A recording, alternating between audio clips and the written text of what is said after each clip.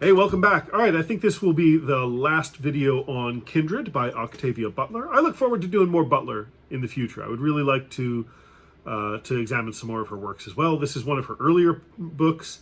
I'd like to check out some of her later ones at some point in the near undefined future. But for right now, we're going to wrap up Kindred. What can we learn from all of this, from all this stuff we've been talking about? I think what this book sort of provided to me was an understanding that I don't get it. Not the book. I get the book. The book is great. I'm solid. I get the book. But there's a lot that goes on that is beyond my understanding, that I can't understand.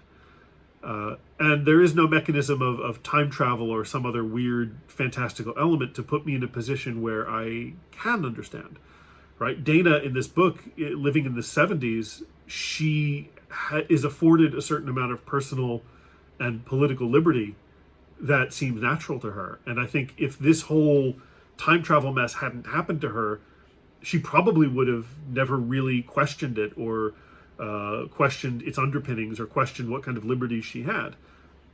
But she was given a chance to examine that by being sent into the past, where she got in a very, very stark difference about what it meant to live during these times of slavery. And I think about that sometimes because we do like to think of ourselves here in the 21st century as being the advanced, morally superior people. And we like to think of ourselves as a better society. We like to think of ourselves as better individuals. But the question that always lurks in the back of my mind, and which should lurk, I hope, in everybody's mind is, are we though? Are we really? We look at the past and we look at the stuff that now we condemn in the past, and we think to ourselves, well, if I had been there, I would have done things differently. But I don't know that I would have. I don't know if I have the internal personal strength to have done that. I don't know if I even understand those times well enough to make a justified claim as to exactly what was right and wrong. I can still say, again, come at me, haters, slavery was wrong and bad. Putting that out there, planting my flag on that one, the hill I'm going to die on. But that doesn't mean I understand that time terribly well. It doesn't mean that I understand what it means to grow up in that time where slavery was accepted. It doesn't mean that and again, I'm using myself here, if I had grown up as a white person in the 1800s, I would have a very different understanding of what was acceptable and what was right and wrong. And would I have the opportunity to question that? Would that be available to me? Would my phantom descendant come to try to teach me this, or would this never even be brought up? Again, I don't know. I wish I knew. And that's the thing. That's what I said. What I take back from this, what I take from this book is that I don't know things, and I can't know things. And as I think I mentioned in a previous video, I am not black. Maybe you can tell. Which means that my understanding of this book, written by a black woman, about a black woman going through slavery, is insufficient. There are things that I cannot understand about what it means to be a black person in the United States in the 20th century, because I never have been.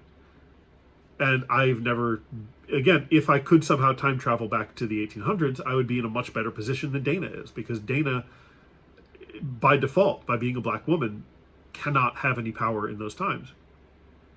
Do I understand what that feels like? No, I don't.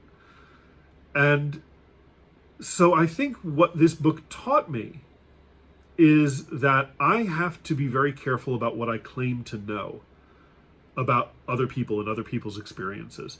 My experience is not universal. And I know that's not a very new claim to make. That's not breaking any real new ground. But my experience isn't universal in time or place. And so I have to keep that always in the back of my head when I'm thinking about right behavior and wrong behavior, when I'm thinking about history, when I'm thinking about, even in the present, about other cultures and other people's situations.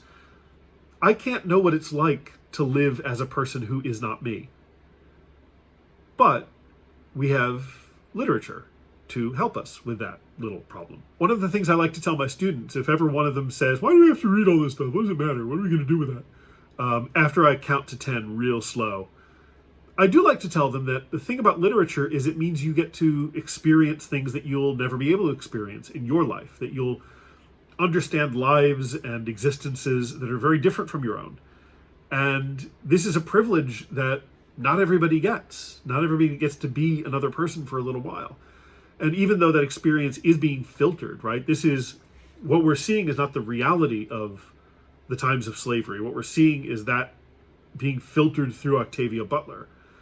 We have to understand and accept that. But nevertheless, it is opening me up to a point of view on the universe that I would not have on my own, because I can't have that on my own. And what it reminds me of, even though, again, I can read this book as many times as I want. I can go out and do research on slavery. I can read slave diaries. I can be as educated as I want on the topic, but I will never really understand because I haven't lived it, because I never will, and I cannot. And so what am I supposed to do with that knowledge now that I have it? Well, again, like I said, it's just a matter of keeping that in mind, that what happens to other people is not always completely knowable. And before I start making any real judgments about that, I need to try to understand where they're coming from. I can still be judgy, right? I'm still going to totally judge slave owners of the early 1800s and say they should not have done that. But that doesn't mean I understand what it means to be a slave owner and what it's like to be a slave owner at that time.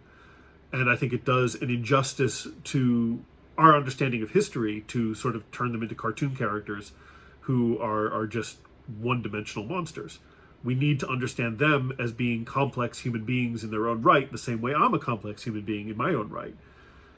So, yeah, I wish this book offered more clear answers. I wish this book offered more solid, here's what you learned, but then I'd be reading Aesop if that's what I wanted, really. But what I think this does tell me, and what it does give me, actually, that I can kind of understand and I can work with, is the understanding of, in order to survive in a time and a place that doesn't like you, you need to make some hard choices. As I've said in previous videos elsewhere, I'm a gay man, and I'm not living in the US right now. I'm living in Japan, which is fine.